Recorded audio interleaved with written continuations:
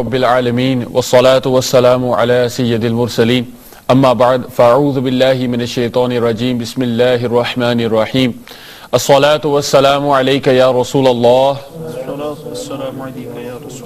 وعلى آلك وأصحابك يا حبيب الله الصلاة والسلام عليك يا نبي الله وعلى آلك وأصحابك يا نور الله. My dear Islamic brothers and viewers of Madani channel, we welcome you once again to our weekly live silsila Loving the Beloved Sallallahu Ta'ala Alaihi Wasallam. A whole silsila dedicated to the topic of love for the Prophet Alaihi Salatu Wasalam, for the best of creation. And in taking this title or this topic, Ishq Rasul, and delving further deeper into it, trying to understand how we should love the Prophet Sallallahu Alaihi Wasallam, how we learn more about his life, about his blessed sunnah, and about his blessed sayings and his statements as well. Alhamdulillah, we have our panel of scholars and muballigeen with us. Inshallah Azawajal, we're going to be having a really interesting and detailed discussion today regarding the usual segments that we have. We have three segments in the silsila. The first is the biography, the seerah of the Prophet Sallallahu Alaihi Wasallam. The second is behind the kalam, and the third is hadith of the week. And inshallah our muballigeen and our scholars who are with us here today, inshallah Azawajal, they will give us their pearls of wisdom and give us some detail from the books of the scholars, the ulama, about what we can learn about these blessed topics, beautiful topics that we're going to discuss today. Before we commence with Tilawat and Naat, just to mention for all the viewers, Alhamdulillah, this is a live silsila, and the point of being live is that we want you to communicate with us as well. So the WhatsApp number on which you can send us your text messages or your WhatsApp messages will be coming onto your screens very shortly. Similarly, if you want to call us and leave us a voice note or a message, the number for that will be on your screens very shortly as well. And I want to encourage you as much as I can to communicate with us and engage with us throughout the silsila. Give us your comments regarding the topics, or you can request your kalam or a naat from our Naat Khan, who is here with us today as well. There is a question that we pose to you every week as well. And I'll mention that question for you at the start. And this is for all of our viewers. If you think you know the answer, then send us your message. The question for today is, which companion of the Prophet Sallallahu Alaihi Wasallam migrated on two occasions? We all know of the one famous migration from the city of Mecca towards the beautiful city of Medina. There was some companions, and in particular the question for you today is, which companion of the Prophet Sallallahu Alaihi Wasallam did not just migrate once, but he migrated on two occasions? If you think you know the answer to that question, please send us your messages or your voice notes, inshallah. We'll try to include those in the silsila as well. The numbers are now on your screen. Inshallah, we're going to go towards Tilawat and Naat, and then we'll continue with our discussion.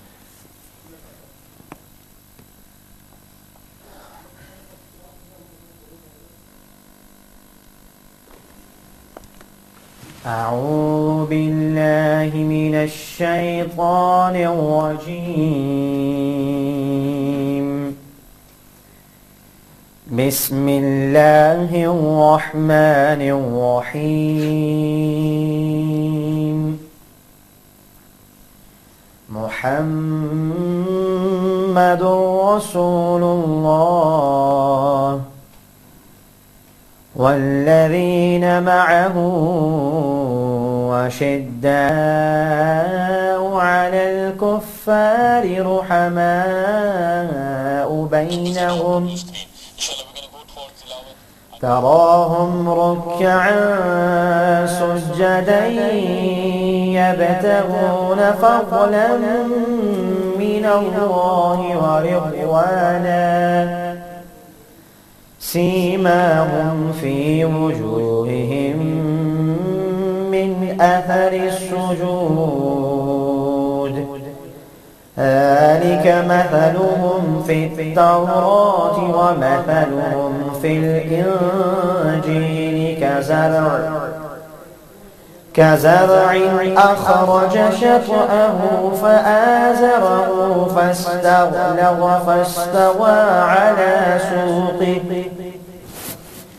فاستوى على سوقه يعجب الزراع ليغيظ بهم الكفار وعد الله الذين آمنوا وعملوا الصالحات الصالحات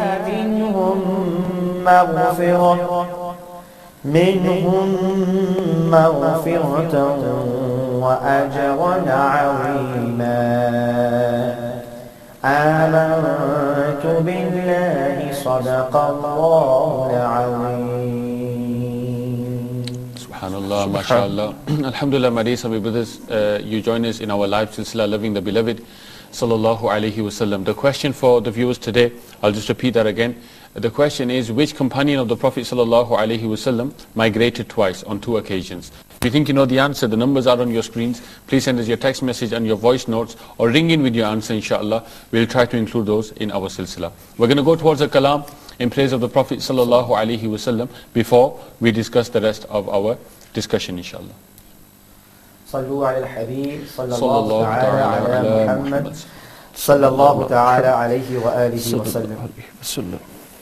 یا رسول اللہ تیرے چاہنے والوں کی خیر، یا رسول اللہ تیرے چاہنے والوں کی خیر، سب غلاموں کا بلا ہو، سب غلاموں کا بلا ہو، سب کرے طیبہ کی سیر، یا رسول اللہ تیرے چاہنے والوں کی خیر، صلاۃ و سلام علیک یا رسول اللہ، صلاۃ و سلام علیک یا حبیب اللہ.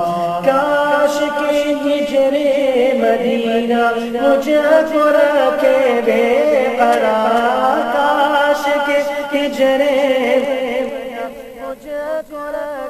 بے قرار، چین نہیں آئے گا مجھ کو، چین نہیں آئے گا مجھ کو یاد طیبہ کے بغیر، یا رسول اللہ تیرے چاہنے والوں کی خیر، صلاۃ و سلام علیک یا رسول اللہ، صلاۃ السلام علیک یا حبیب اللہ.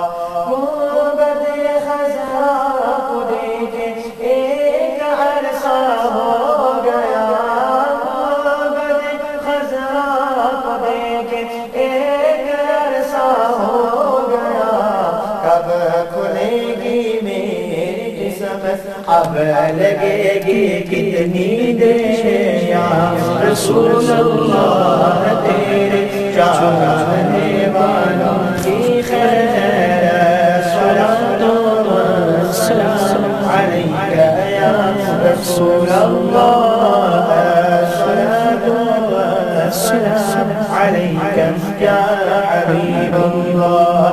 یا نبی اب تو مدینے میں مجھے بلوائیے، یا نبی اب تو مدینے میں مجھے بلوائیے، ہو میسر بعد پھر آپ کی گلیوں کی سے، یا رسول اللہ تیرے چاہنے والوں کی خیر، یا رسول اللہ تیرے چاہنے والوں کی خیر. کاش شہادت کا مدینے میں عطا ہو جائے جان، کاش شہادت کا مدینے میں عطا ہو جائے جان، جلوہ محبوب میں انجام میرا ہو بخیر، یا رسول اللہ تیرے چاہنے والوں کی خیر، صلاۃ و سلام علیک یا رسول اللہ، صلاۃ و سلام علیک یا حبیب اللہ. نفس شیطان پر مجھے غلبہ عطا کر یا خدا، نفس شیطان پر مجھے غلبہ عطا کر یا خدا، اس علی کا واسطہ دیتا ہوں جو ہے تیرا شیء یا رسول اللہ تیرے چاہنے والوں کی خیر جام ایسا اپنی الفت کا پلا دے ساقیاں جام ایسا اپنی الفت کا پلا دے ساقیاں نعت سن کر حالت عطار ہو رو رو کے گئے یا رسول اللہ تیرے چاہنے والوں کی خیر سب غلاموں کا بلا ہو سب غلاموں کا بلا ہو سب کرے طیبہ کی سیر یا رسول اللہ تیرے چاہنے والوں کی خیر آمین ماشاءاللہ what a beautiful dua Ya Rasulullah تیرے چاہنے والوں کی خیر. We hope and we pray that Allah Azza wa Jal safeguards and protects all the Ashiqani Rasul are living around the world. Those lovers of the Prophet sallallahu alaihi wasallam, we make dua for those who are in difficulty, who are in pain, who are in distress. May Allah Ta'ala relieve their pain and their distress for them. Alhamdulillah, my dear Samir brothers, this silsila is loving the beloved sallallahu alaihi wasallam. And inshallah Azza wa Jal, we're going to kickstart our discussion today and go towards our first segment for today, which is the biography, the seerah of the Prophet sallallahu alaihi wasallam. Sallu ala al-Habib sallallahu ta'ala ala Muhammad sallallahu ta'ala alayhi wa sallam. Alhamdulillah, my dear Islamic brothers. Increase our love to the Prophet. Scholars of Muballighin pick one particular highlight from the seerah of the Prophet alayhi salatu wasalam, and we discuss that in detail. Today, what we're discussing, a really interesting topic, we're talking about the acceptance of Islam of the Sahaba Kiram. And the many amazing waqi'at, the incidents of how the prominent Sahaba, the very famous names that we're used to, that we hear in the bayanat, in the ijtimas, we read in the books, the stories of how these people came to Islam and the acceptance and all of the related waqi'at and what we can learn from them. Inshallah we're going to discuss that in detail. I want to turn to Ustaz Sahab to begin with for some introductory remarks on this topic about generally the Sahaba Kiram and what a key aspect of our history they are. Alhamdulillahi Rabbil Alameen wassalatu wassalamu ala sayyidil anbiya wal mursaleen amma ba'd fa'a'udhu billahi minash shaitanir rajim bismillahir rahmanir rahim.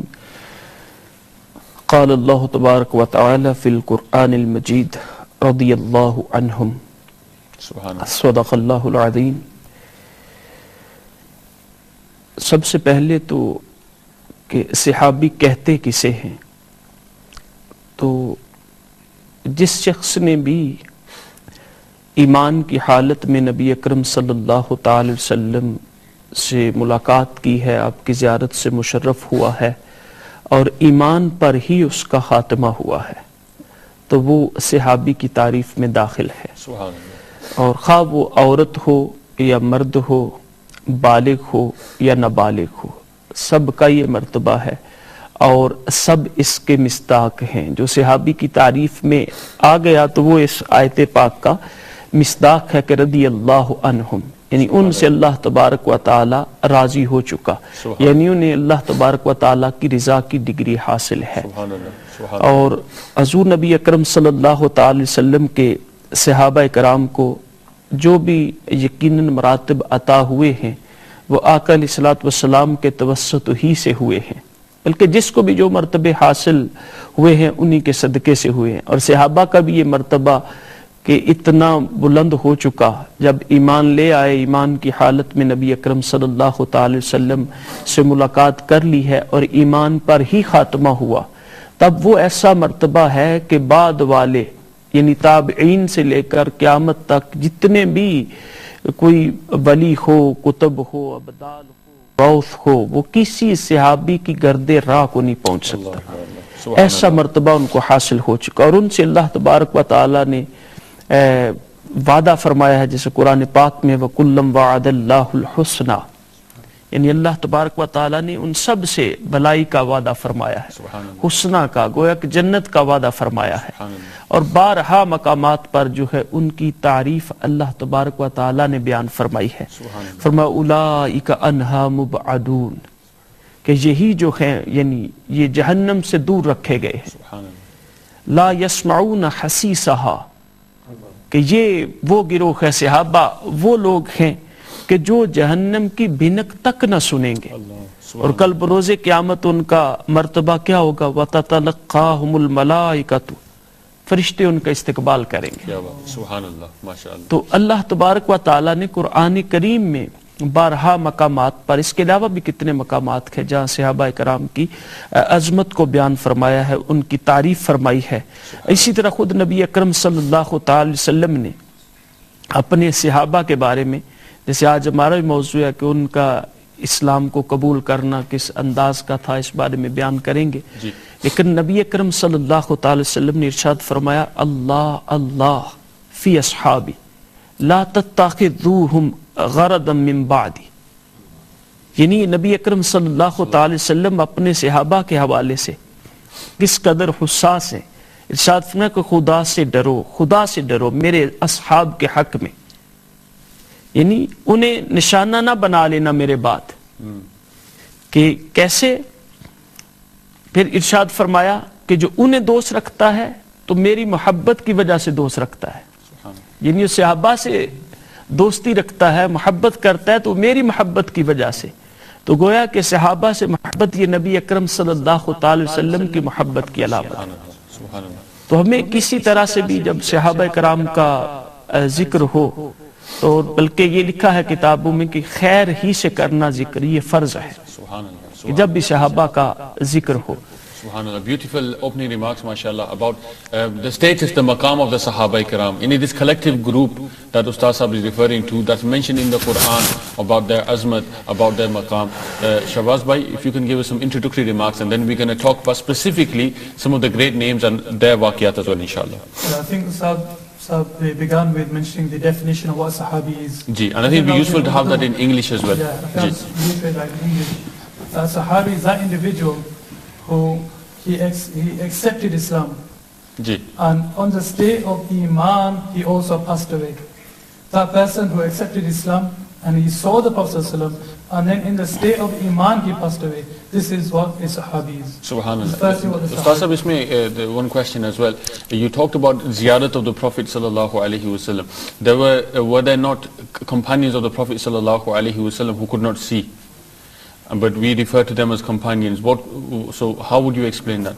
I mentioned ملاقات as well. Subhanallah. سرکار سے ملاقات کی ہے. I say this is a یہ common... صرف یہ کہ زیارت کرنا, کیونکہ اگر کوئی بعض صحابہ نابینے تھے تو انہیں سرکار کی صحبت پائی, ملاقات کی ایمان کی حالت میں, تو وہ بھی صحابی ہی ہے. And they included within this blessed So group, I met the mashallah. Prophet sallallahu alaihi wasallam. And then, mashallah, Ustaz mentioned the great status, the rank of the companions. So much so that we mentioned in the Holy Quran itself. That Allah subhanahu wa ta'ala himself has testified to their greatness, to the great rank of each and every companion. Now that's each and every companion. Subhanallah. Now, like, unfortunately nowadays we have some, you could say, satanic whispers where we hear some things about a companion and we think to ourselves that, you know, we have reached such a level where Mazala we can even accuse them.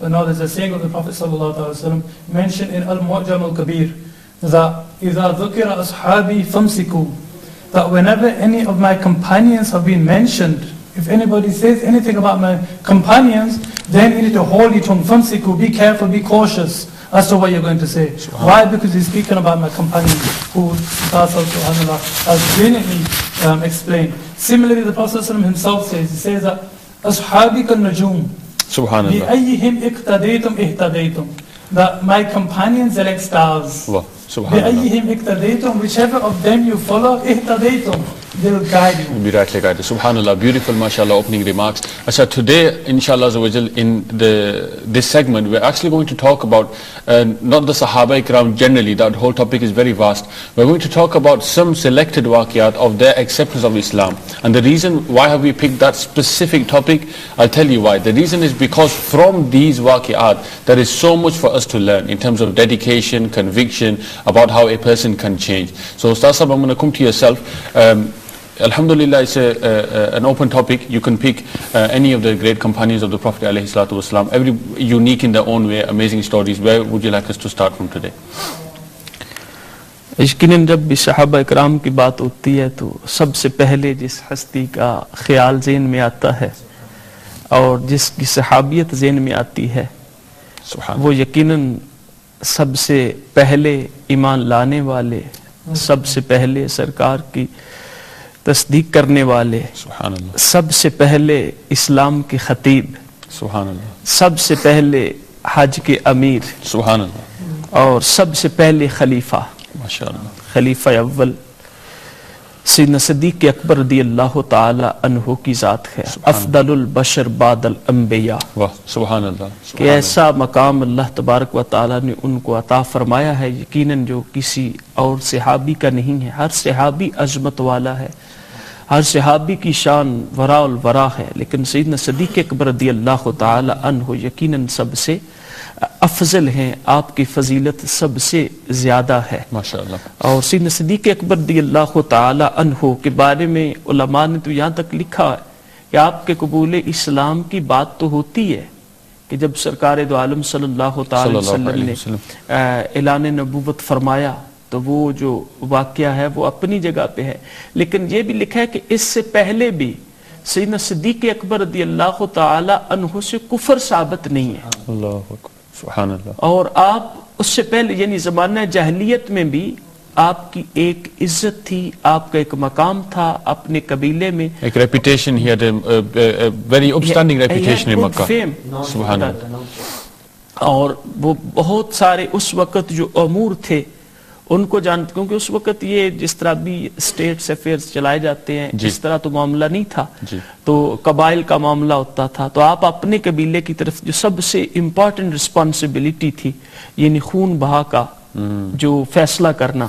کہ اگر کوئی قتل ہو گیا ہے تو اس کی جو death penalty ہے، کمپنسیشن ہے، اس کا فیصلہ جو ہے وہ آپ کیا کرتے تھے، یہ آپ کی رسپانسبلٹی تھی اس سے پہلے، اسلام لانے سے پہلے۔ So, in summary, he was already a very influential person in Makkah, in those areas for the people of Makkah as well. یہ تو سیدنا صدیق اکبر رضی اللہ تعالیٰ عنہ، جیسے میں نے عرض کیا کہ آپ سے کفر ثابت نہیں ہے،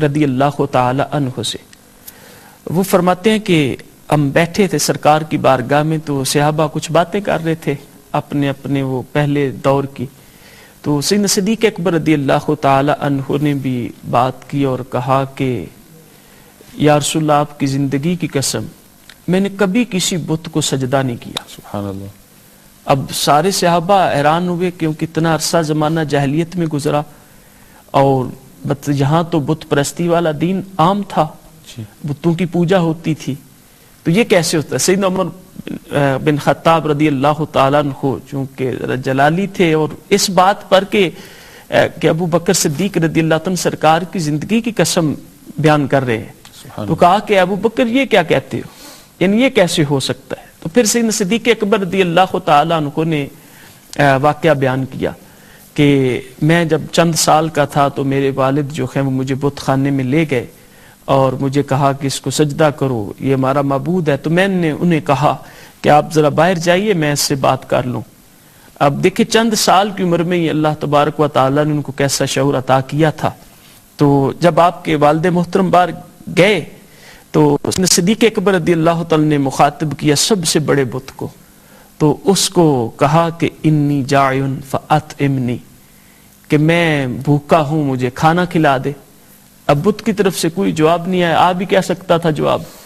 پھر کہا کہ میں ننگا ہوں فاکسنی، مجھے لباس پہنا دے، پھر بھی کوئی جواب نہیں آیا۔ اور جب نہیں آیا تو پھر کہا کہ فَإِن كُنْتَ إِلَٰهًا فَامْنَعْ نَفْسَكَ، کہ اب اگر تو الہ ہے، معبود ہے، تو اپنے آپ کو مجھ سے بچا لے۔ اور ایک پتھر اٹھا کر جو ہے اس کو مارا، وہ گر پڑا، اس کی ٹکڑی ہو کے آپ کے والد نے آواز سنی تو جلدی سے اندر آئے۔ جب اندر وہ آئے تو دیکھا سیدنا صدیق اکبر رضی اللہ تعالیٰ کھڑے ہیں اور بت وہ گرا ہوا ہے۔ کہا یہ کیا کیا ہے؟ کہا وہی جو آپ دیکھ رہے ہیں۔ تو آپ کے والد نے آپ کو مطلب سختی سے پکڑا اور کچھ شاید مارا بھی اور لے گیا آپ کی والدہ کے ہاں کہ یہ دیکھیں تمہارے بیٹے نے کیا کیا. تو ان کی والدہ کہنے لگی کہ اس کو چھوڑ دے, اس کو کچھ نہ کہو, کہ میں تو اس رات یہ باتیں یعنی یہ ندائیں سنتی رہی ہوں جس رات ان کی ولادت ہوئی تھی کہ اے اللہ کی بندی تجھے خوشخبری ہو کہ اللہ تبارک و تعالیٰ تجھے ایسا بیٹا عطا کرنے والا ہے کہ جس کا نام آسمانوں میں صدیق ہے, سبحان اللہ, اور جو محمد صلی اللہ تعالی وسلم کا ساتھی اور رفیق ہے. سبحان اللہ. جب سیدنا صدیق اکبر رضی اللہ تعالیٰ نے یہ بات کی تو حضرت ابو ہریرہ رضی اللہ تعالیٰ عنہ کو آگے جو روایت ہے وہ کہتے ہیں سیدنا جبریل امین علیہ السلام نازل ہوئے سبحان اللہ, اور عرض کی کہ یا رسول اللہ ابو بکر صدیق نے جو کچھ کہا ہے سچ کہا ہے. سبحان اللہ, ماشاءاللہ, ماشاءاللہ. So I'm going to come back to you for the waqia itself of the Qabul Islam, the acceptance of Islam, inshallah. We're going to have some calls. Alhamdulillah, we've had a couple of calls from the viewers of Madani channel. Inshallah, we'll take the calls and then we'll continue with our discussions. Sallu ala al-Habib sallallahu ta'ala ala Muhammad sallallahu ta'ala alayhi wa sallam. My name is Omar and I'm from Birmingham. Loving the Beloved program, mashallah, is very useful and we're learning a lot of stuff.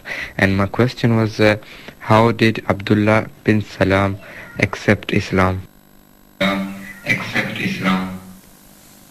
MashaAllah, Jazakallah for your comments and your questions, brother. I think a brother from Birmingham.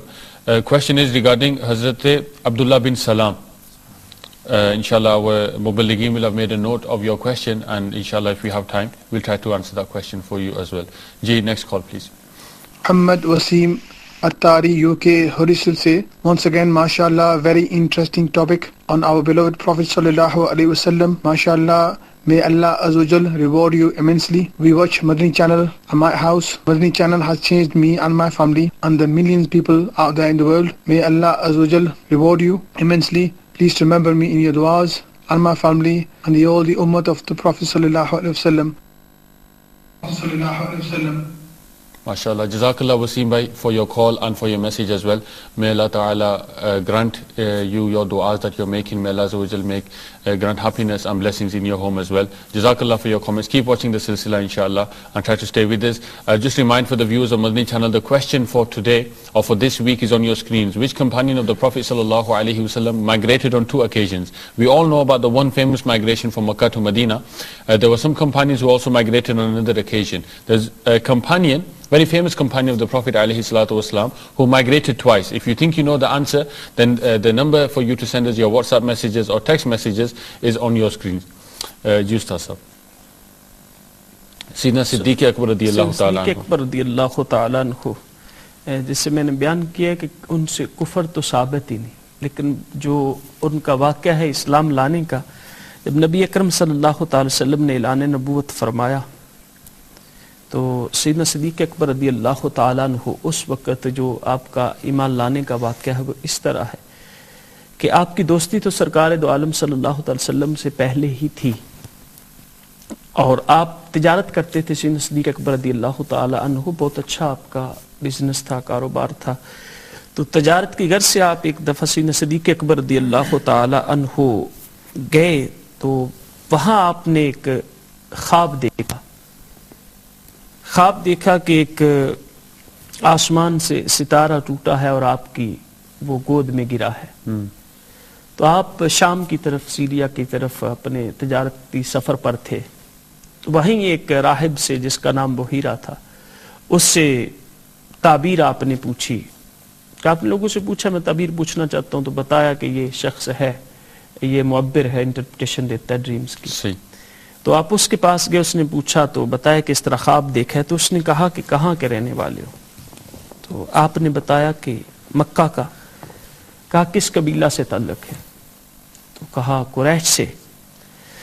تو اس نے کہا کہ تم کیا کرتے ہو؟ کہا تجارت کرتا ہوں. تو اس نے کہا کہ مبارک ہو، اگر اللہ تعالیٰ تیرا خواب سچا کرے تو تیری قوم میں ان قریب ایک نبی مبعوث ہوگا، نبی تشریف لانے والا ہے، اور تو ان کی زندگی میں ان کا وزیر ہوگا اور ان کی ज़ाहिरी वफ़ात के बाद उनका खलीफा होगा। Subhanallah, Subhanallah. अब सैयदना सिद्दीक़ अकबर रज़ी अल्लाह ताला अन्हु ने ये बात सुन ली और अपने पास ये राज रखा, किसी को बताया नहीं, मेंशन नहीं किया किसी के सामने भी। तो जब नबी अकरम सल्लल्लाहु ताला अलैहि वसल्लम ने ऐलान नबुव्वत फरमाया तो आप नबी अकरम सल्लल्लाहु ताला अलैहि वसल्लम के पास आए, कहा कि ऐ मोहम्मद सल्लल्लाहु अलैहि वसल्लम, आपने नबुव्वत का दावा किया है। तो इरशाद फरमाया हाँ। कहा कि तुम्हारे इस दावे पर दलील क्या है कि आप सच्चे नबी हैं? तो नबी अकरम सल्लल्लाहु अलैहि वसल्लम ने इरशाद फरमाया, अर्रोया अल्लती रअयत बिशाम। Subhanallah. मैं अबू बकर, मेरी नबुव्वत पर दलील वही तेरा ख्वाब जो शाम के सफर में देखा। Subhanallah, Subhanallah. तो आप उसी वक्त यानी सरकार के कदमों में गिरे और कलमा पढ़ लिया कि एक ऐसा ख्वाब जो सिर्फ मैंने देखा और मैंने आगे किसी को बताया भी नहीं, Subhanallah. तो ये तो मेरे ख्वाब को भी जानते हैं, यकीनन अल्लाह के सच्चे नबी हैं। Subhanallah. और जो उस वक्त यानी जो इस्लाम लाने का मामला है वाकया, वो इस तरह किताबों में Subhanallah, mention है। mashallah, beautiful incident, subhanallah, of how Sayyidina Siddiq Akbar radiyallahu ta'ala anhu, how signs were there even before that this man was to achieve great things, and indeed he did, and the maqam and the status he achieved, that he is the greatest of all men after all of the prophets. Mashallah, beautiful. I want to come to Shahbaz by yourself. The topic is, we're talking about the acceptance of Islam of the companions, the great companions of the Prophet sallallahu alaihi wasallam. And the point is what we can learn from it as well. If you can give us an incident and then also some Madani pearls of wisdom from yourself about what we can learn from that incident as well. I'd like to talk a little about the great Hazrat Umar Farooq radhiyallahu anhu. Subhanallah. Although the 40th to accept Islam, the second greatest companion in terms of fazilat, in terms of status, after only Abu Bakr Siddiq radhiyallahu anhu. Subhanallah, mashallah. It's mentioned, this is quite famous in fact, the story of Umar Farooq radhiyallahu anhu, that once Abu Jahl, known as one of the greatest enemies of Islam, known as a pharaoh of the time of the Prophet sallallahu alaihi wasallam, that he was once sitting with a few other people, and amongst them was Umar Farooq radhiyallahu anhu. At that time he was not a Muslim, and Abu Jahl began talking about the Prophet sallallahu alaihi wasallam, that is this individual by the name of Muhammad, and he talks bad about the idols which we worship, and he considers us to be intellectually inferior because we worship such idols. And he says, Abu Jahl says that if any one of you was to go and kill him, then I would give him 100 red camels. And he also mentions 1,000 a weight known as ochre, 1,000 in silver. I will give him these, probably coins in silver. I shall bestow that person who kills the Prophet ﷺ, I shall give him this much. So Hazrat Umar Farooq, we all know, is quite, you could say, tempestuous person, is strong person. And he said that he took out his sword, even before going there, he took out his sword, and then sword in hand, he went towards the house of where the Prophet ﷺ was at the time. And Sayyidina Umar Farooq Azam radiyallahu ta'ala anhu, he was known in the, like we said, Sayyidina Siddiq Akbar radiyallahu ta'ala anhu had a reputation because of his influence. Hazrat Umar Farooq Azam radiyallahu ta'ala anhu, was he not known for his power and for his, you could say, his robe upon other people?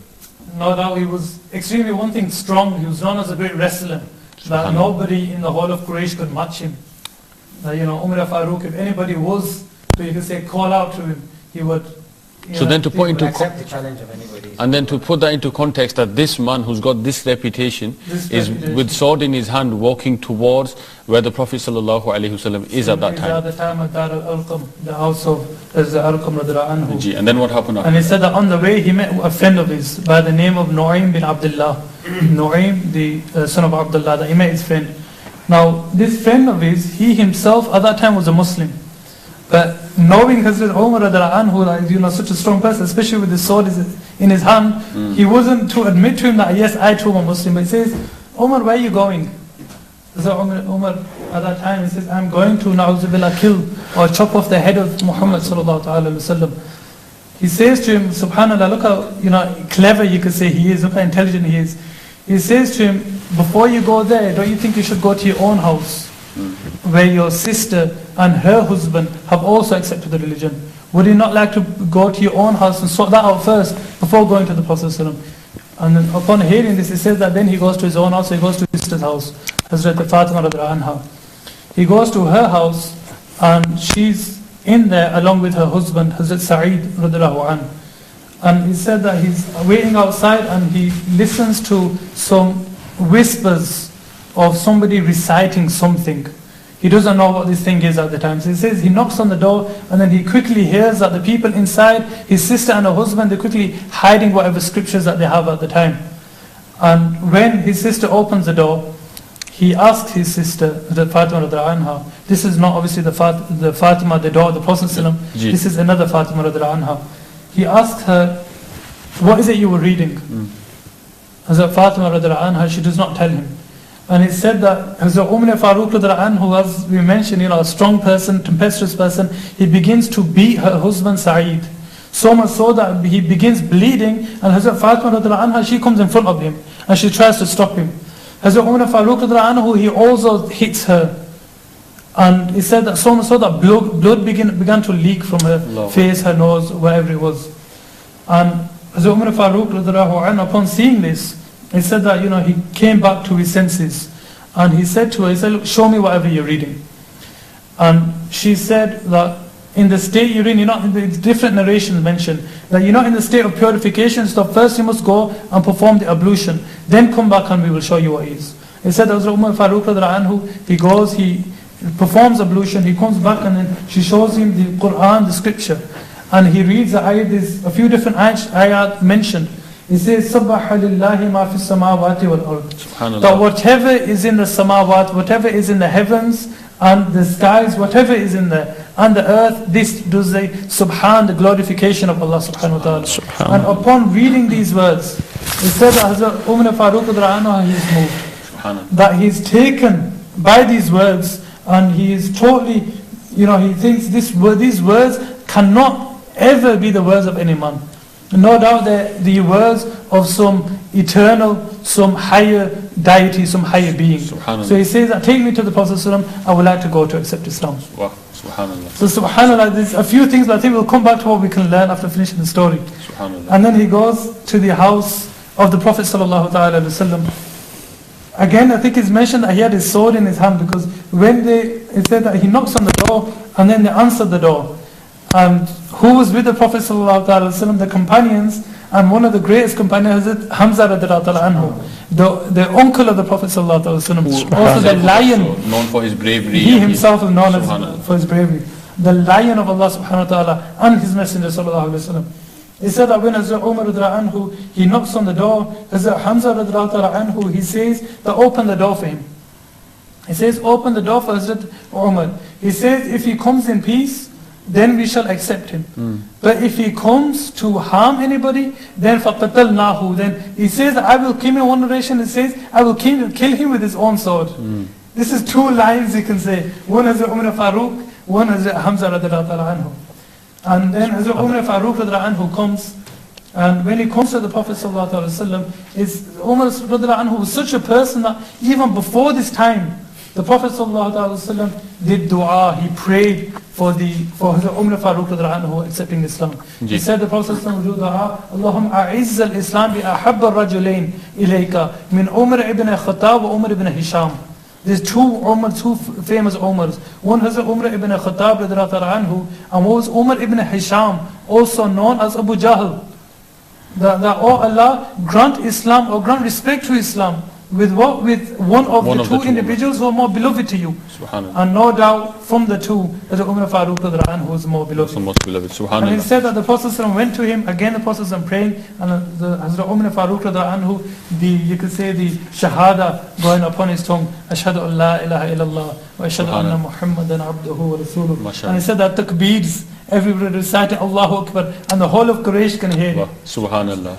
And to think that at that moment in time they were worshipping in secret, and they were scared that we don't want anybody to find out about us being here and worshipping and praying, and they were so happy Shahbaz Bhai, an indication of how happy the Muslims were that Sayyidina Umar had entered the fold, that they recited takbir loudly. In fact, this is the Messenger sallallahu alayhi wa sallam first himself did takbir. Subhanallah. And he called upon Allah subhanahu wa ta'ala. Subhanallah. If you just try to, you can't even say imagine, but just to try to understand the amazing feeling that must have taken place at that time when Sayyidina Umar, this individual, accepted Islam. And Hazrat Umar radiallahu anhu, when he did accept Islam, what does he say to the Prophet sallallahu alaihi wasallam? He says, Ya Rasulullah, alasna ala al-haq. The O Messenger of Allah, are we not on the truth? Subhanallah. He says, are we not on the truth? And the Prophet sallallahu alaihi wasallam replied, Bala, of course we are on the truth. And then he says, so why, فَفِيمَ الْإِخْفَى, so why are we hiding? And then he said, فَخَرَجْنَا صَفَّيْنِ, that we left the house in two safs. Subhanallah. Two safs to the Kaaba. That I was, في أحدهما, I was in a one saf. And then he says, وَحَمْزَةُ فِي الْآخِرِ, and Hazrat Hamza radiallahu ta'ala anhu was in the second. حَتَّى دَخَلْنَا الْمَسْجِدِ, until we came to the masjid, until we came close to the Kaaba. فَنَظَرَتْ قُرَيْشُ إِلَيَّ وَإِلَى Hamza. And then the Quraysh, the people, the enemies of Islam, the kuffar, he says they would look towards me in the one saf, and then they would look towards Hamza in the second saf, and they would not be able to say nothing. Who do they start with there? As they say, Subhanallah, some amazing, revolution to say this is the man that's coming with a sword in his hand, with the worst intention, ma'azallah, to martyr the Prophet sallallahu alaihi wasallam. And then within this whole interaction, he leaves as having read the kalima, the shahadat, and leading the Muslims towards Makkah, towards the Kaaba. You know when Nu'aym bin Abdullah was who met Hazrat Umar on the way, and he changed his direction towards his house, where he went and he saw his sister recite the Holy Quran. He said that when he asked his sister what you were reading, and she was scared because Hazrat Umar radiyallahu anhu, so she did not say anything the first time. But then Hazrat Umar started beating and becoming aggressive, and the husband of his sister. Then when he realized that his sister's been hurt really badly, he felt sorry for it. So he thought, let me just think for a second. And that was the moment where he was about to change his life. And they said that then when he wanted to recite the Holy Quran first, his sister said that you're not allowed to touch it because you have to be pure. And then when he purified himself, he came and recited the same verses. And they say when he recited those verses, at the same time he was reciting those verses, Allah Ta'ala was purifying his heart as well. So from this, what do we learn? The power of the Quran. Subhanallah. And we can tell this to the viewers of Madani channel, how much power there is in the Quran. If we have any problems in our house, that we recite the Holy Quran, and through the blessings of reciting the Holy Quran, how many problems of ours can be removed. If something like kufr can be vanished, removed, the filth of kufr, disbelief, can be removed from the heart of Hazrat Umar radiyallahu anhu, through the power of the reciting of the Quran, then many other things can definitely. Subhanallah, mashallah. Beautiful incident. Shahbaz Bhai, I know you want to come back. We're going to have to, I'll give you 1 minute and then we're going to move on to the next one. Two hadiths, both mentioned by Ibn Abbas radiyallahu anhu. One that لما أسلم عمر نزل جبريل فقال يا محمد لقد استبشر أهل السماء بإسلام عمر. That Ibn Abbas radiyallahu anhu, he narrates that when Hazrat Umar Farooq radiyallahu anhu accepted Islam. Now we've heard of the companions of the Muslims, how happy they were. But not only those on the earth, but those in the heavens. It says, istabshara, that even those in the heavens, the angels were rejoicing on the acceptance of Islam, Hazrat Umar Farooq radiyallahu anhu. And Hazrat Umar Farooq radiyallahu anhu himself, the status, what a weight he carried. It said, لما أسلم عمر, that when Hazrat Umar radiyallahu anhu accepted Islam, قال المشركون, the mushriks, the polytheists, the non-Muslims, the kuffars, they themselves will say, قد انتصف القوم اليوم منا, that today the whole qawm, all of our people have split into two. Meaning it is as if just by Hazrat Umar Farooq radiyallahu anhu, just by his accepting Islam, that half the qawm are now Muslims. And he was such a leader, wasn't he? He was such an influential person. He was the 14th Muslim. And Shahbaz Bhai, this incident itself is amazing. But then if you look at the life of Sayyidina Umar Farooq Azam radiyallahu ta'ala anhu, and how his character developed, and how every facet of his character, there is so much to learn from his humility, his bravery, and then his allegiance, and his dedication to the cause and the Prophet sallallahu alaihi wasallam. Amazing, beautiful stories, alhamdulillah. And the topic today that we're discussing in this segment is the acceptance of Islam of the Sahaba, some of the prominent companions of the Prophet sallallahu alaihi wasallam. We posed a question for you today as well, was which companion of the Prophet alaihi salatu wasallam migrated on 2 occasions and was famous for migrating twice? That was the question for today. If you think you know the answer, then the number for your WhatsApp messages or for your text messages is on your screen, and you can send us a voice note as well. If you want to, send us a voice voice note, inshallah. We will try to play your voice note in today's silsila. Ustaz Sahab, we had a call from a viewer of Madani channel before. Before we move on to the next segment, if you could please answer that question or give us some Madani pool regarding that, please. So I think the question was about Abdullah bin Salam. Absolutely. About how did he accept Islam? How did he come to Islam, the waqia, the narration, etc. Abdullah bin Salam radiyallahu ta'ala anhu, वो बहुत ही respected आलिम थे juice के, यहूदी थे, बहुत बड़े मुतबहिर आलिम, बहुत बड़े इज्जत वाले, उनके यहाँ मोहतरम, very well known. Yeah, very well known. So when the beloved Prophet sallallahu alaihi wasallam migrated to Medina, तो ये कहते मैंने सुना कि उनका और बहुत चर्चा सुना, लोग सब कुछ छोड़कर तो उनकी ज़ियारत के लिए जा रहे हैं, तो मैं भी उस तरफ से गुजरा जहाँ नबी अकरम सल्लल्लाहु अलैहि वसल्लम थे, तो बाहर दरवाजे से गुजरकर मैं देखकर चला गया। तब सिर्फ ये देख कर गए जी, इस्लाम बाद में लाए, तो बाद में फिर एक मौका आया कि ये नबी अकरम सल्लल्लाहु अलैहि वसल्लम की बारगाह में हाजिर हुए कुछ क्वेश्चन लेकर, और फरमाते तीन सवाल थे, तीन सवाल ऐसे थे कि जिनका जवाब नबी के अलावा कोई नहीं दे सकता था। तो इनने वो सवाल पूछे नबी अकरम सल्लल्लाहु अलैहि वसल्लम से, तो आका अलैहिस्सलातु वस्सलाम ने जवाब इरशाद फरमाए, और ये यकीन रखते थे कि इन सवालों के जवाब नबी के अलावा तो कोई नहीं दे सकता जी। तो और जब जवाब मिले तो इस्लाम कबूल कर लिया, नबी अकरम सल्लल्लाहु अलैहि वसल्लम के हाथ पर ईमान लाए, और फिर उन्होंने कहा कि इस्लाम तो मैं अभी लाया हूँ, जब मैंने पहली दफ़ा देखा था, जब अभी यानी इस्लाम लाए नहीं थे, जब लोग आ रहे थे देखने के लिए और मैं भी वहां से गुजरा था, तो कहते हैं फलम्मा रअयतु वजहहु अरफ्तु अन्ना वजहहु लैसा बिवजहिल कद्दाब, कि जब मैंने पहली दफा देखने की नीयत से सिर्फ आया था, देखूं तो सही ये कौन है, किसने दावा किया और लोग देखने के लिए जा रहे हैं, तो फरमाते हैं उस वक्त ही मैंने ये यकीन कर लिया था कि ये चेहरा किसी झूठे का चेहरा नहीं हो सकता। सुभान अल्लाह, सुभान अल्लाह। तो आका अलैहिस्सलाम का जैसे ये लिखा है कि नबी अकरम सल्लल्लाहु अलैहि वसल्लम का जो हुस्न जमाल ही था, ये इटसेल्फ एक मौजज़ा था, और आपकी एक नबुव्वत की ये भी दलील थी। तो जो उन्हें चेहरे से देख कर ये उसी वक्त यकीन कर लिया कि ये चेहरा किसी झूठे का। सुभान अल्लाह, माशाअल्लाह। And you know, Ustaz Sahab, the amazing thing is that each of these, we've mentioned 3 so far, each of them it takes you back to the amazing personality of the Prophet sallallahu alaihi wasallam, what these people were drawn by, you know, the appearance, the character, the personality, you know, even Sayyidina Siddiq Akbar radiyallahu ta'ala anhu, you know, about his dedication to the Prophet sallallahu alaihi wasallam on the night of Mi'raj, a waqia that we discussed a few weeks ago. You know, this whole story of the Sahaba and how they were, you know, dedicated to the Prophet sallallahu alaihi wasallam, it speaks volumes about the character and the personality and the leadership of the Prophet sallallahu alaihi wasallam. Shahbaz bhai, I want to take one more from you and then we need to move on with our next segment.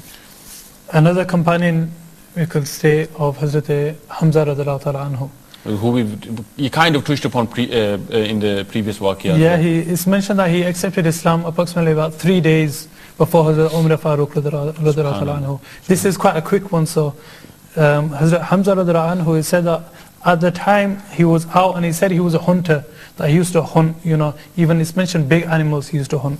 Okay. And when he came back to Mecca, when he came back to the people, again rumors were spreading about such a person known as, about his cousin, because this was his own nephew, the Prophet sallallahu alaihi wasallam, that he said that once Hamza radhiyallahu anhu, he was with one of his slaves, and she said to Hamza, she says that so-and-so person, meaning Abu Jahl, he says this about your cousin, about your nephew Muhammad sallallahu alaihi wasallam.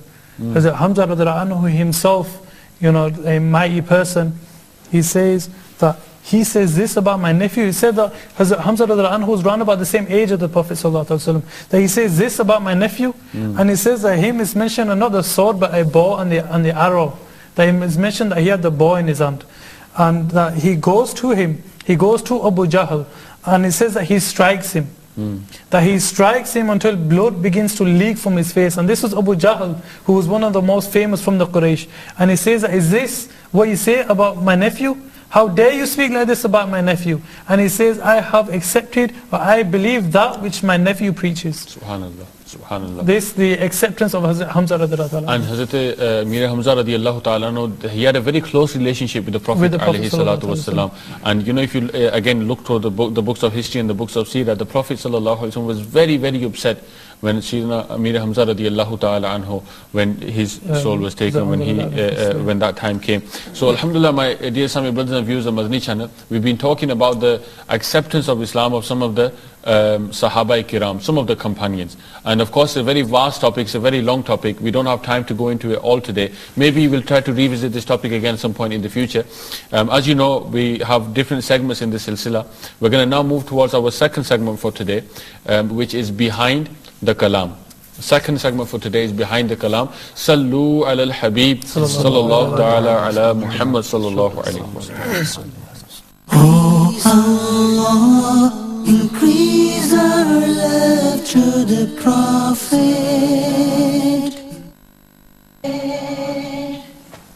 Subhanallah. Our second segment is Behind the Kalam. What do we mean by this? Alhamdulillah, the last few weeks, our resident Naat Khan, mashallah, who's becoming a permanent fixture on our silsila, brings with him a kalam, a naat that no doubt you will have heard somewhere in a mahfil naat, in a ijtimai zikr naat. And basically, we're going to read one share at a time, and our scholars, muballigeen, inshallah, will explain the meaning, perhaps, what Sayyidi Ala Hazrat or the person who wrote the kalam, what he is effectively saying in that kalam, in the Urdu language. And so especially for the youngsters who speak English, we understand English, it's our mother tongue, as they say. But you know, these kalams are deep in their meaning, and it's useful for us to understand that meaning as well. So that's the purpose behind the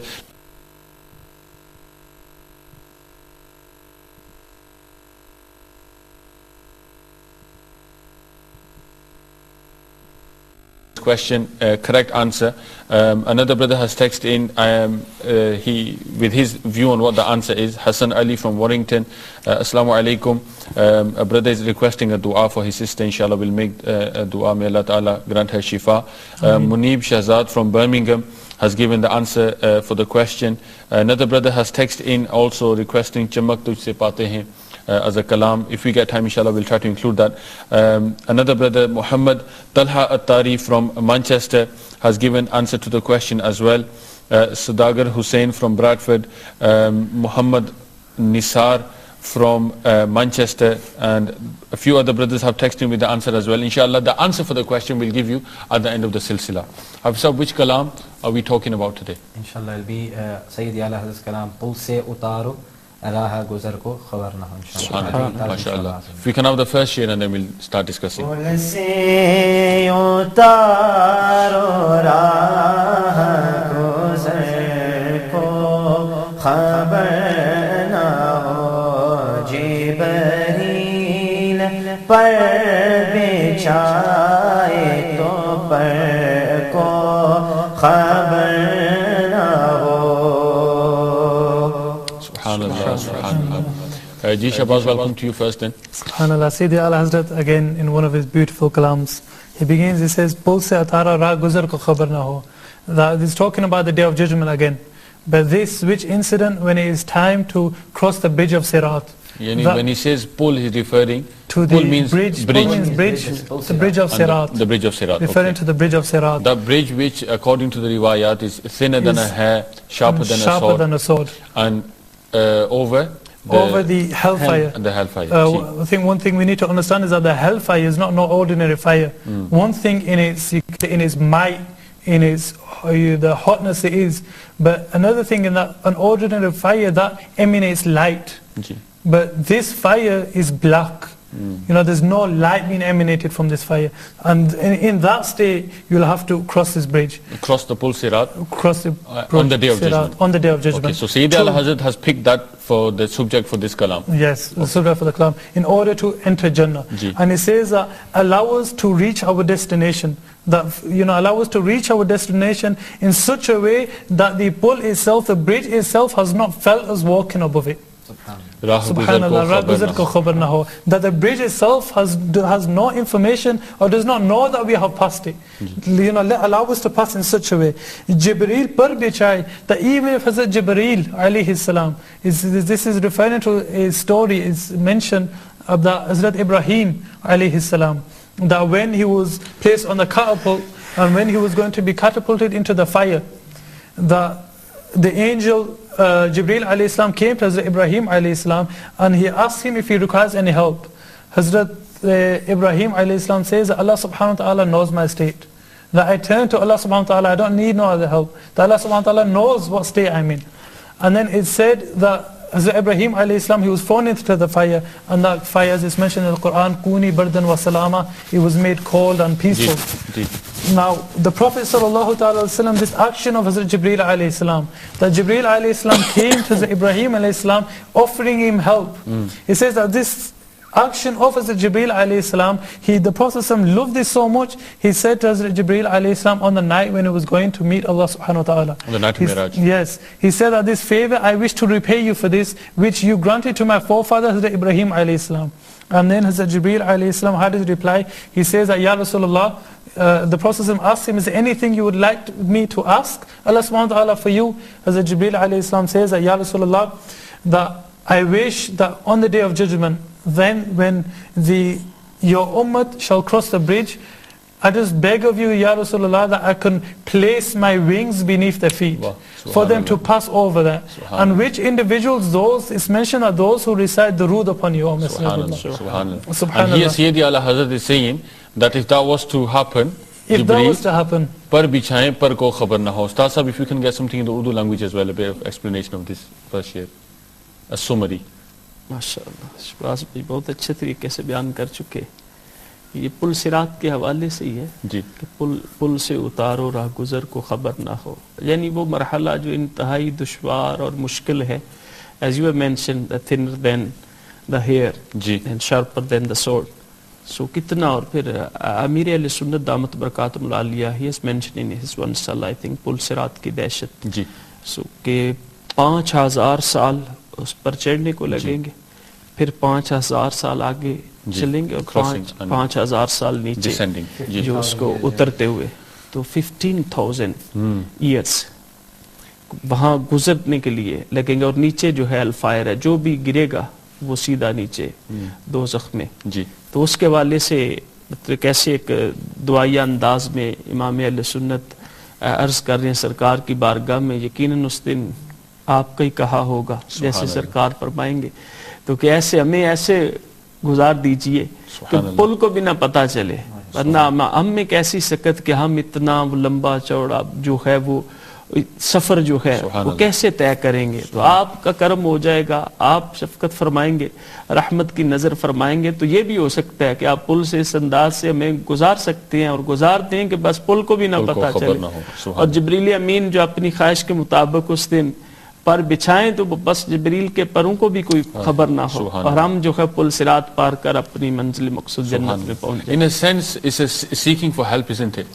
یعنی کتنی بار یہ کلام سنا ہوگا. How many times will we have heard this kalam, or maybe not even thought to myself that when I'm reading these words, I'm asking the Prophet sallallahu alaihi wasallam for help.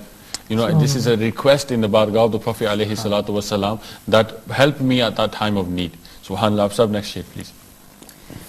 کانٹا میرے جگر سے غمِ روزگار کا، کانٹا میرے جگر سے غمِ روزگار کا، یوں کھینچ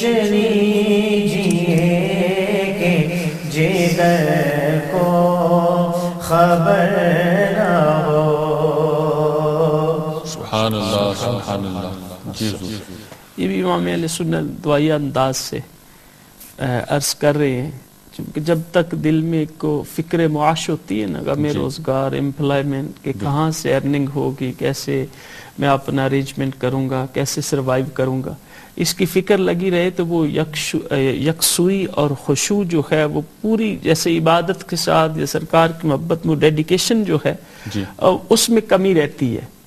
تو یہ عرض کر رہے ہیں کہ یا رسول اللہ، وہ جو ایک دل میں فکر ہوتی ہے نا کہ کہاں سے کماؤں گا، کیسے میں اپنا وہ زندگی گزاروں گا، تو کیسے ارینجمنٹس کروں گا, اپنی ضروریات کیسے پوری کروں گا. یہ فکر معاش جو ارننگ کی فکر ہے ہر کسی کو رہتی ہے. ہاں, تو یہ یا رسول اللہ میرے دل سے اس کی فکر ختم ہو جائے, ایسا توکل اور ایسی قناعت نصیب ہو جائے کہ بس پھر میں اللہ کی عبادت, آپ کی محبت میں بس یکسوئی حاصل کر کے تو ہر وقت گمسم رہا. سبحان اللہ, سبحان اللہ, ماشاء اللہ. جی آپ سے فریاد امتی جو کرے حال زار میں, فریاد امتی جو کرے حال زار میں, ممکن نہیں خیر بشر کو خبر نہ ہو. سبحان اللہ, سبحان اللہ, ماشاء اللہ. بیوٹیفل شعر. Here Sayyidi Ala Hazrat Rahmatullahi Ta'ala Ali, he's showing his trust and yaqeen upon the help, the madad of the Prophet Sallallahu Alaihi Wasallam. He says that faryad ummati, that when any one of your followers, he does faryad. Faryad means to call out, to ask for help, to seek help. Kare hal zar mein. Hal zar means in a state of difficulty, in a state of need, in a state of problem. That when any one of your ummati, Ya Rasulullah, calls upon you in a state of difficulty, mumkin nahi, it's not possible ki khair bashar. What does khair bashar mean? The best of humans. Allah. And from the Messenger sallallahu alaihi wasallam, khairul bashar. It's not possible that, O Messenger sallallahu alaihi wasallam, you are not aware of this. Wow, but the Prophet sallallahu alaihi wasallam, when anyone calls with a sincere heart upon the Prophet sallallahu alaihi wasallam, the Prophet sallallahu alaihi wasallam would know of his need and also help him as well. And there's a hadith of the Prophet sallallahu alaihi wasallam, the companion asked, Ya Rasulullah sallallahu alaihi wasallam, on the day of judgment, when we will be in a difficult state, a difficult time, where can we find you? If you want to look for you and find you, where can we find you? The Prophet sallallahu alaihi wasallam told him 3 places. On the Pul Sirat. If not the Pul Sirat, then at the scales.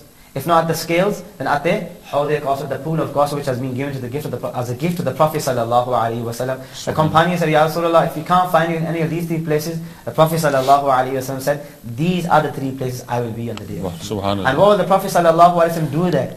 He'll be helping his ummati. Subhanallah, subhanallah. And I guess the point from that, Habsab, is that we should spend our lives remembering the Prophet sallallahu alaihi wasallam, calling out to him, asking, yearning for him.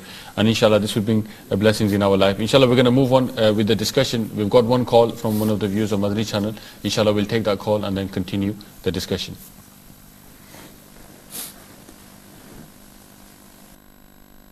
Tariq الطاری حلفی سے عرض کر رہا ہوں.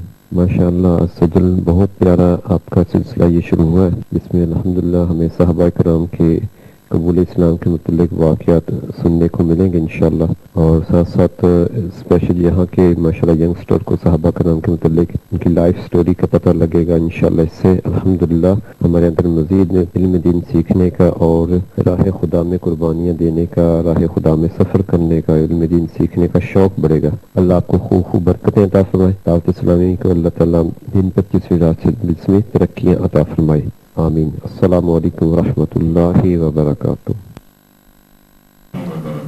وعلیکم السلام ورحمۃ اللہ وبرکاتہ. جزاک اللہ. ماشاءاللہ جو آپ نے کال کی, آپ نے دعائیں دی, اللہ تعالیٰ آپ کی دعائیں ہمارے حق میں بھی اور آپ کے حق میں قبول فرمائے. آپ سب نیکسٹ شیئر انشاءاللہ.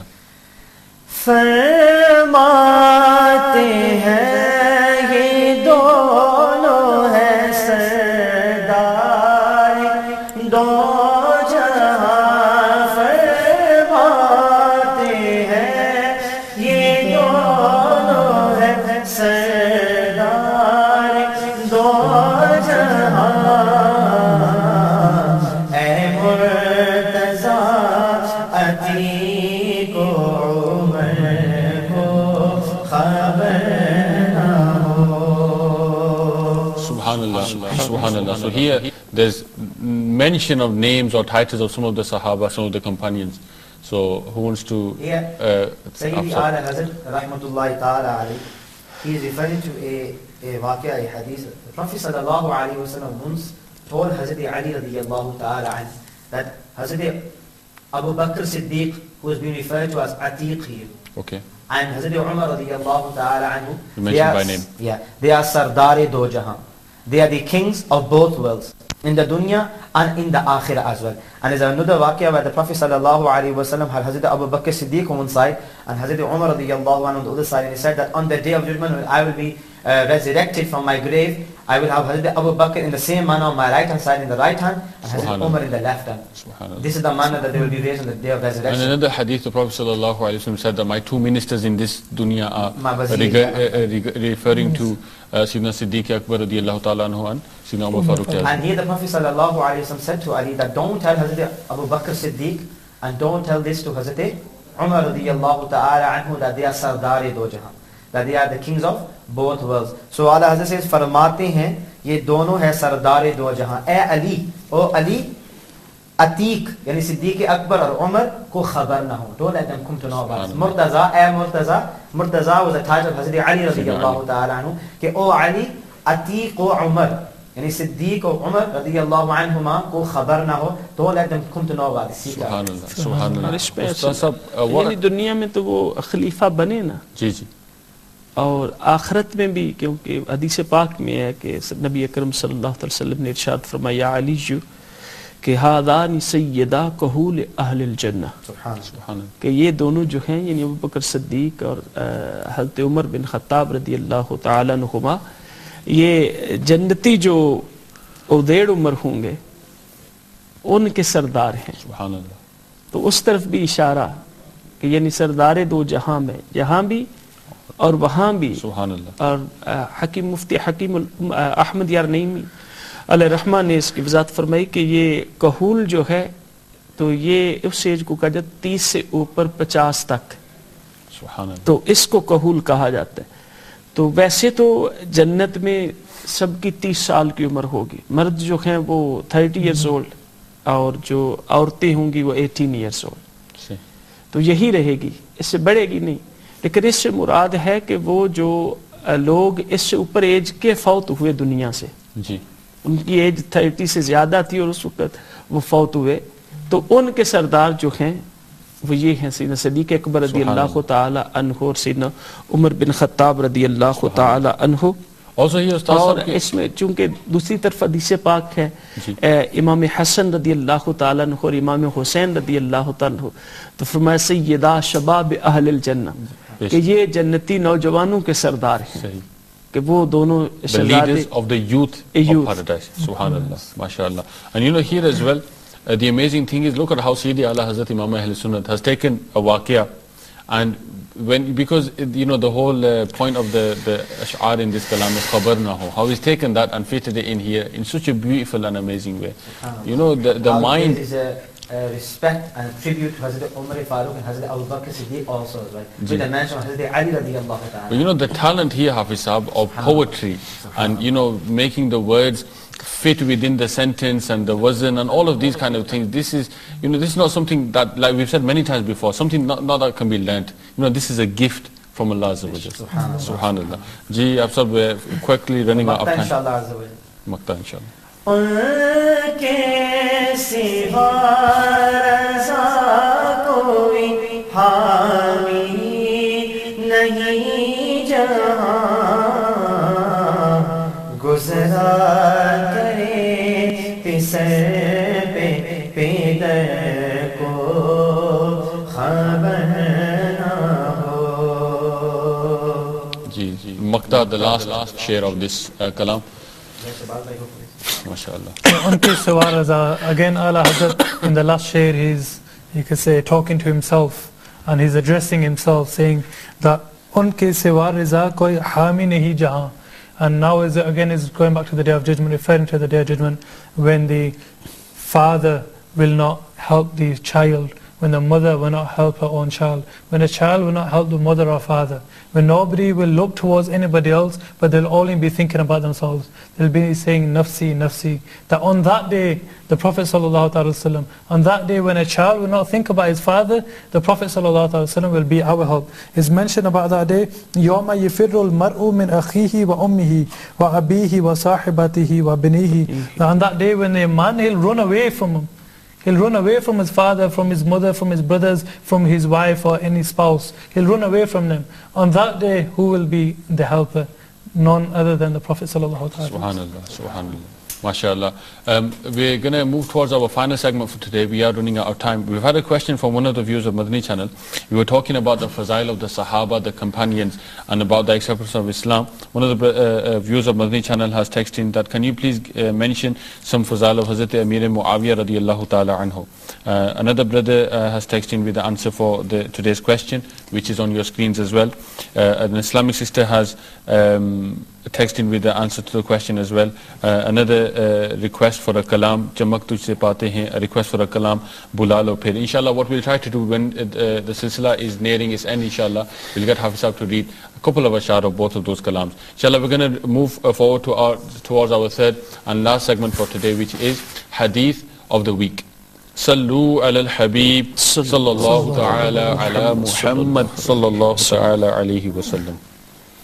Oh Allah, increase our love to the Prophet.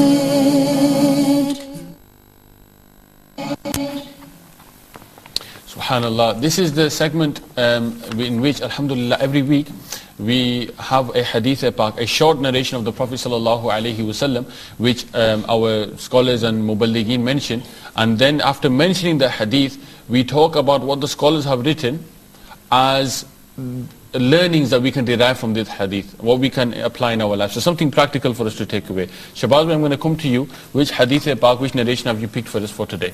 Today the hadith, the blessed hadith of the Prophet ﷺ, narrated by Imam Abu Hurairah radhiyallahu ta'ala anhu. And this is narrated in Sahih Muslim, hadith number 1015, that the Messenger of Allah ﷺ, he said, Inna Allah ta'ala tayyibun, la yaqbalu illa tayyiba. That indeed Allah subhanahu wa ta'ala is tayyib, is pure. La yaqbalu, and He does not accept illa tayyiba, except for those things which are pure. Same. So there's two parts to this. One, mentioning the great sifat of Allah subhanahu wa ta'ala Himself, that Allah subhanahu wa ta'ala Himself is pure. No doubt Allah subhanahu wa ta'ala being the God, and being... the views of Madani channel, the hadith pak is on your screens as well. It's written in the Arabic and in the English as well. Inshallah, every so often we'll show this on your screen as well. The Arabic writing of the hadith and also the English translation of this hadith pak. And this is, mashallah, you picked this, you mentioned this last week to us before we were planning the silsila. How important it is for us to understand this and to learn from it as well. Allahu Akbar. The hadith mentioned that Allah subhanahu wa ta'ala Himself is pure. And in fact, this hadith is quite diverse, to be honest, because it includes many things. Okay. I mentioned there's two parts. One, Allah subhanahu wa ta'ala is pure. Being a God, Allah subhanahu wa ta'ala must be pure from every type of, you could say, defect, pure from any type of thing which will lower His status in any kind of way. Ji. So this is the first part. And the second part, which is the most important, or which actually refers to is La yaqbalu illa tayyiba. That He does not accept, or He only accepts those actions which are pure, those things which are pure. Meaning whatever... So this could be very vast, Shabazz, by any... No doubt vast. In terms of pure and impure, whether that's earnings, whether that's your... This wasiba contains every single deed. Okay. Anything that Allah subhanahu wa ta'ala, any deed that you do, the only chance of acceptance for that to be is that it has to be pure. So pure in terms of its intention? In terms of your actions, in terms of the wealth you give in the way of Allah subhanahu wa ta'ala, in terms of sadaqah you give, which is pure money, the actions you do, the food that you eat, the food that you, the money that you buy the food with, that has to be pure as well. So anything so that you do in terms of good deeds. He's mentioned many different actions. Now what do we mean by each and every one of these actions being pure? So that we'll have to go into that too. First he mentioned by actions being pure. What does it mean by an action being pure? If a person, he does an action, he's done it, what's the difference between the action being pure and not pure? What it refers to, the action being firstly with the right intention, the correct intention, for the sake of Allah subhanahu wa ta'ala and Allah subhanahu wa ta'ala only. Okay, so let's stop there for a moment. So this hadith pak is telling us that Allah loves the pure and only the pure. So when you're talking about intention, what the scholars mention here, the scholars of hadith, is that for an intention to be pure, meaning the intention should be righteous. Yeah. The intention should not be that I'm doing this action to please other than Allah. Exactly. To make my name in the community, or to please such and such a person, or to make them think that I'm doing this action. And the intention therefore will be pure and only pure. Only for the sake of Allah subhanahu wa ta'ala. If it's for anybody else, this comes to ostentation, this is showing off. Riya. And this is also, riya. And this is also known as shirk asghar. Shirk is associating a partner with Allah subhanahu wa ta'ala. Okay. And this act, this showing off, this is known as shirk, but shirk asghar, a small shirk. And the scholars, they explain as to how this is shirk. They say that when a person is showing off with an action to something or somebody other than Allah subhanahu wa ta'ala, then it's as if he is associating somebody else with Allah subhanahu wa ta'ala. Because this is for Allah subhanahu wa ta'ala, but he's doing it for somebody else. Astaghfirullah. So this is known as shirk asghar, as associating something with Allah subhanahu wa ta'ala himself. Ustaz Sahab as well, आपके मदनी फूल इस हवाले से, इस हदीस पाक से क्या learning है हमारे लिए? What do we learn from this? फिलफौर हदीस पाक से एक बात से, वैसे तो इसका मफहूम बहुत वसी है, जैसे बात हो चुकी जी कि हर हवाले से एंड डिफरेंट एस्पेक्ट्स जी, एक मेनली जो है कि अल्लाह तबारक व तआला पाक है और पाक ही को कबूल फरमाता है जी।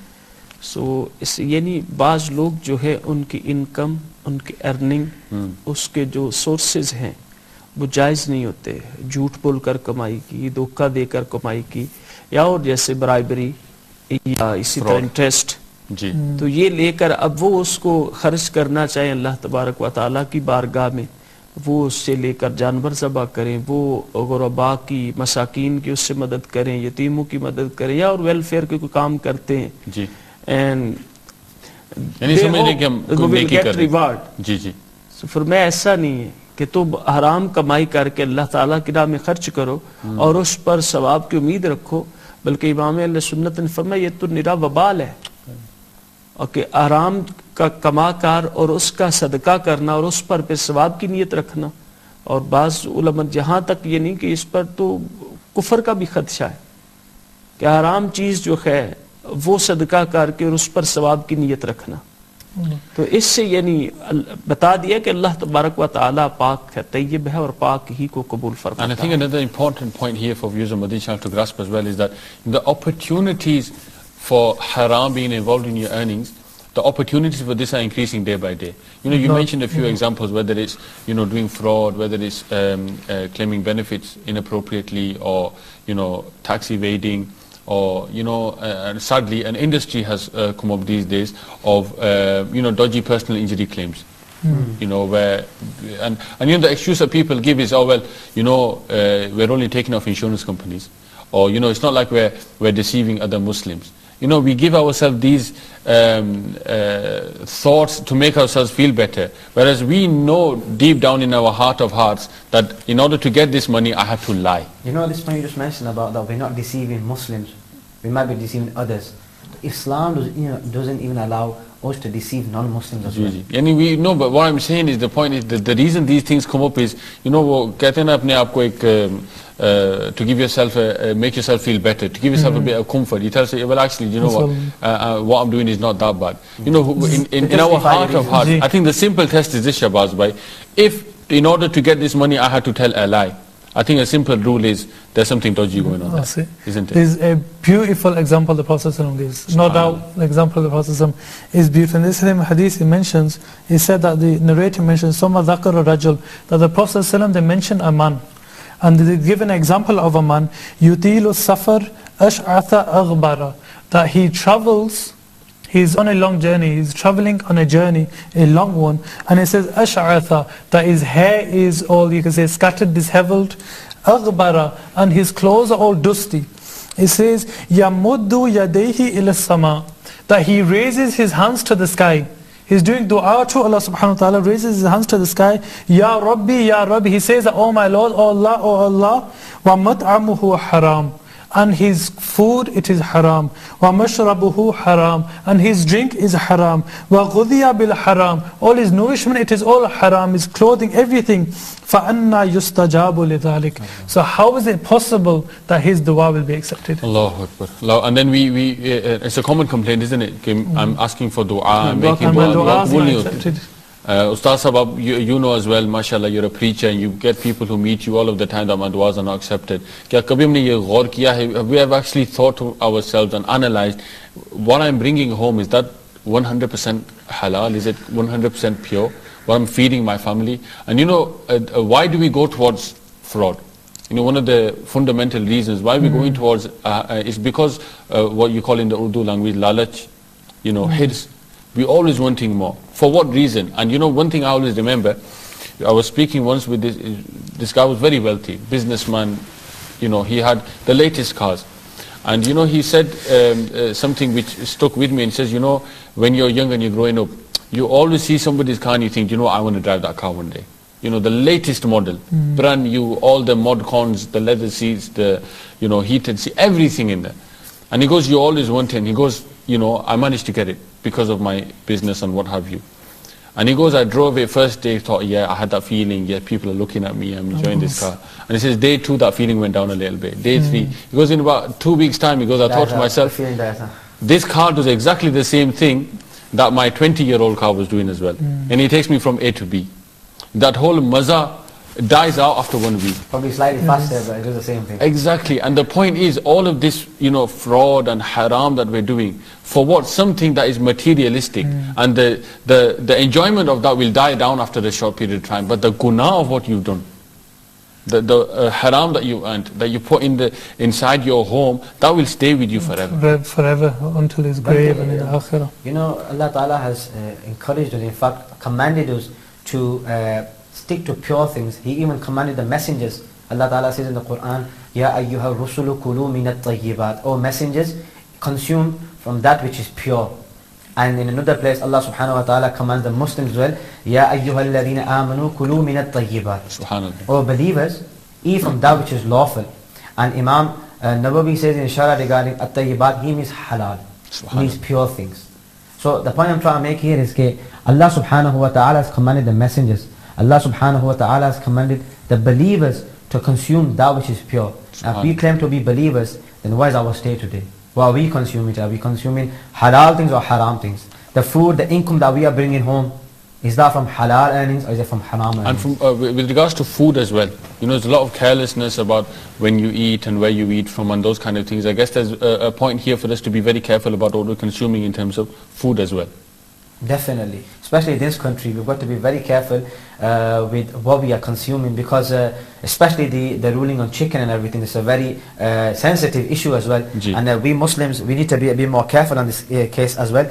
And not only this, there are many other things, especially in this country. For example, you know, sometimes we go to a shop and we buy a packet of sweets, and we just buy it without checking the ingredients, and afterwards we come to know, oh yeah, gelatin inside this.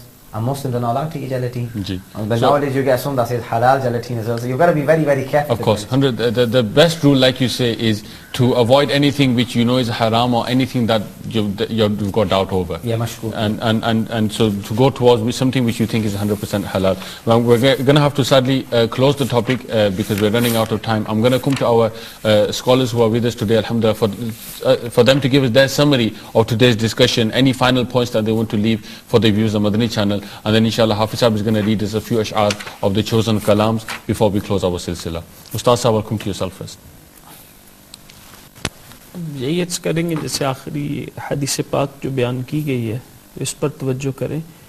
जितने भी हमारे मुसलमान इस्लाम भाई हमारे नाजरीन हैं, देख रहे हैं कि जितने पहलू बयान किए गए हैं इस हवाले से नज़र में रखें। बिलखसूस ये कि जो कहा गया कि घर में क्या ला रहे हैं। अब औलाद की तरबियत आजकल ये भी कॉमन कंप्लेन है कि औलाद जो है वो रिस्पेक्ट नहीं करते, इज़्ज़त नहीं करते, बात नहीं मानते। तो इस पर गौर करेंगे, क्या जो हमारी तरफ से उन्हें तरबियत दी जा रही है उसके साथ साथ जो उन्हें ग़िज़ा दी जा रही है, क्या वो हलाल है और वो हमारी हलाल की कमाई की है। अगर ये सब कुछ है तो फिर आगे फिक्र हो कि ये ऐसा क्यों है, ये क्यों नहीं मतलब रिस्पेक्ट करते, बात क्यों नहीं मानते, फरमाबरदार क्यों नहीं है औलाद। अगर उसमें ही मतलब फ़र्क है कि हमारे कमाई के तरीके ही जो है वो दुरुस्त नहीं है और नाजायज़ तरीके से बेनिफिट क्लेम करके वो ले रहे हैं और बच्चों को खिला रहे हैं और बड़े मुतमिन हैं, तो फिर ज़ाहिर बात है औलाद से क्या फ़ायदा हासिल होगा। जी शहबाज भाई, we mentioned halal, haram. There's also those things which are between the two. meaning those things which are doubtful, mashkook, or those things which are the shubahat. There's a hadith sharif mentioned by Hazrat Nu'man bin Bashir. If you give me 2 minutes, inshallah. It says that I listened to the Prophet ﷺ say that innal halala bayyin, and that thing which is halal, this is apparent, this is obvious. Wa innal harama bayyin, and that thing which is haram, this is also obvious. Wa bainahuma umurun mushtabihat, but between the two there are those things which are mushtabihat, which are doubtful, which are ambiguous.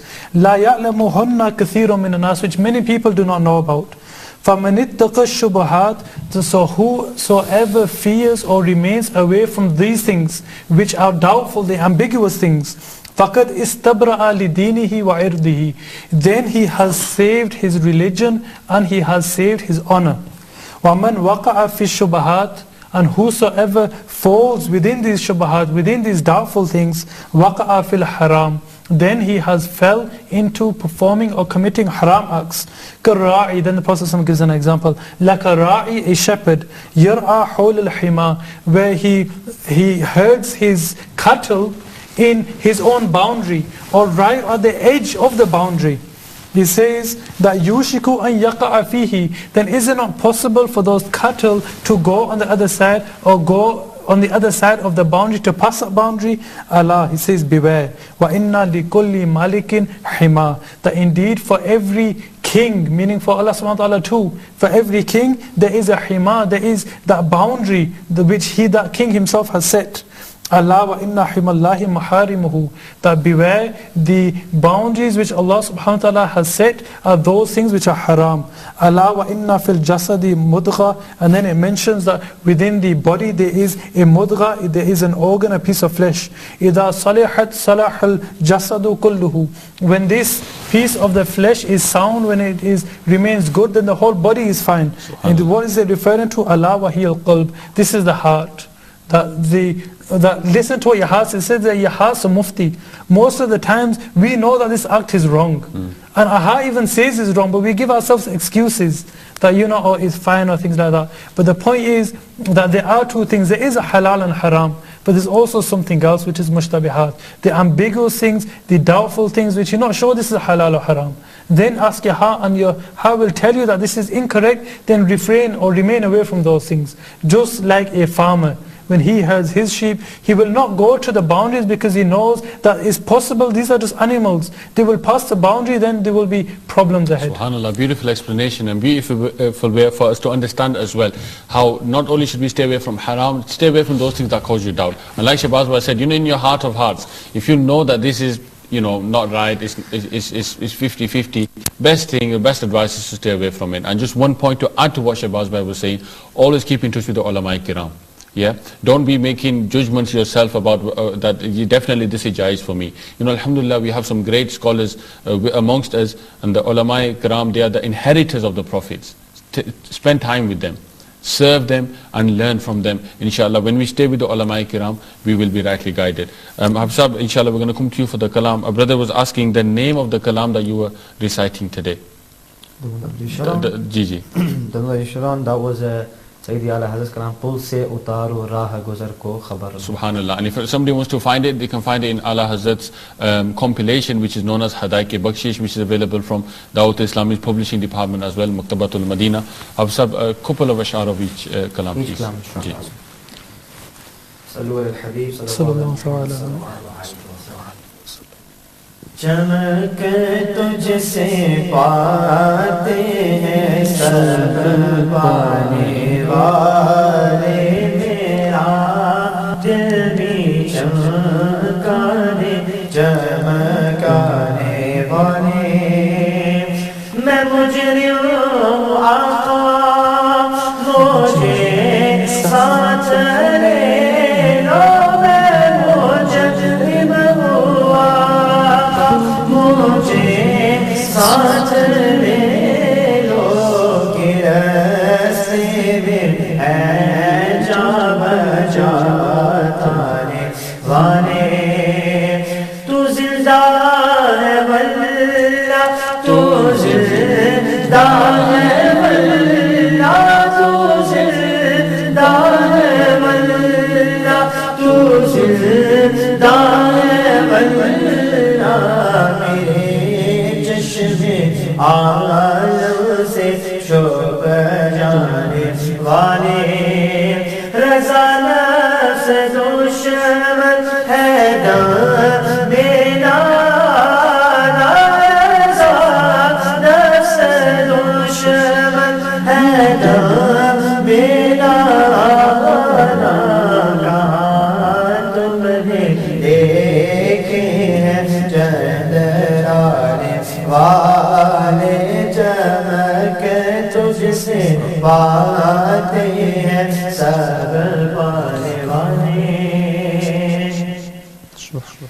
بلا لو پھر مجھے ہے شاہ بحر و بر مدینے میں بلا لو پھر مجھے شاہ بحر و بر مدینے میں پھر روتا ہوا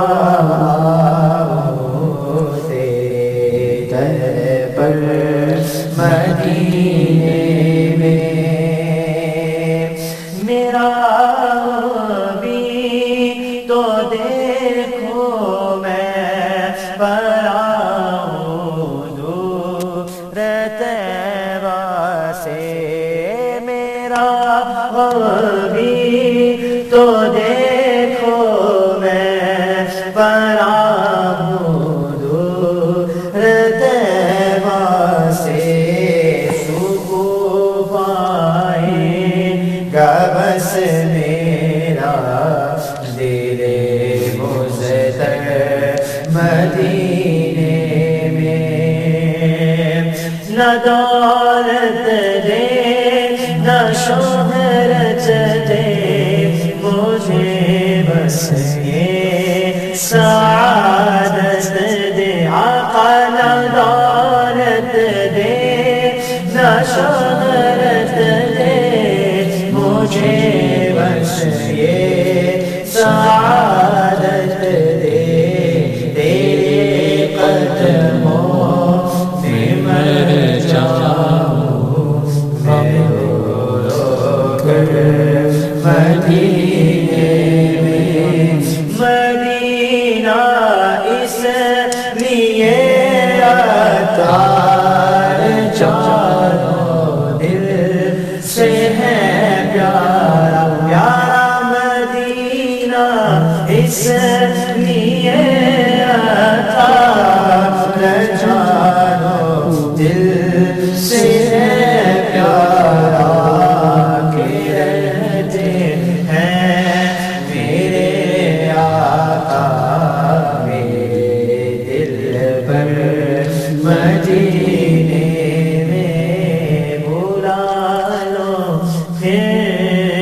مجھے شاہ بحر و بر Subhanallah, mashallah. Sadly, my dear Islamic brothers, we are out of time.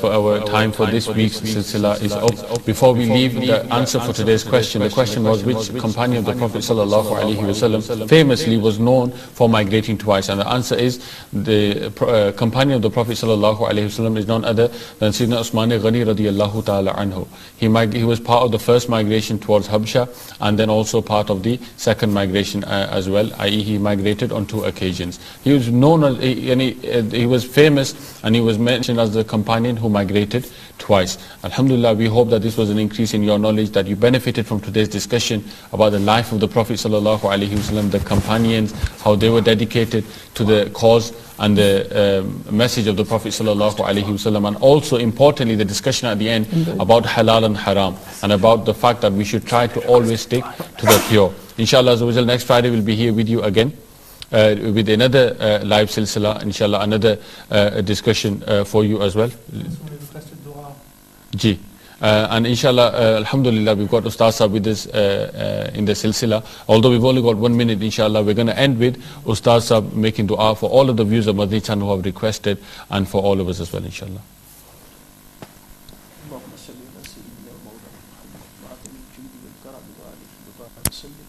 اللهم اغفر لنا ولوالدينا وللمؤمنين يوم يقوم الحساب آمين.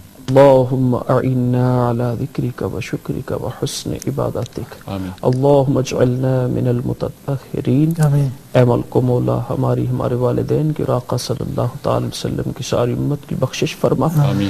اے مالک و مولا جن ہمارے مدنی چینل کے ناظرین نے دعاؤں کے لیے کہا ہے، یا الہی تو سب کے نام، سب کے کام، سب کی مرادیں جاننے والا ہے، سب پر کرم نازل فرما. آمین. یا الہی جو بیمار ہیں ان کو شفا عطا فرما، آمین. قرضہ داروں کو قرضہ سے خلاصی عطا فرما، آمین. بے اولادوں کو نیک اولاد عطا فرما، آمین. جن مسلمانوں کی اولاد نافرمان ہیں ان کی اولاد کو فرما بردار بنا دے. آمین. اے مالک و مولا جو ہمارے اسلام بھائی اپنے روزگار کی وجہ سے پریشان ہیں ان کو رزق حلال کے ذرائع عطا فرما. اے آمین. مالک و مولا تمام بیماروں کو شفا عطا فرما، بالخصوص ہمارے شہباز بھائی کی والدہ محترمہ شدید علیل ہے، ان کو شفا کاملہ عاجلہ مستمرہ عطا فرما. آمین. اے مالک و مولا ہمیں دعوت اسلامی میں اور میٹھے مرشد کی غلامی میں استقامت عطا فرما. دعوت اسلامی کے دن 10ویں رات 11ویں ترقیاں عطا فرما.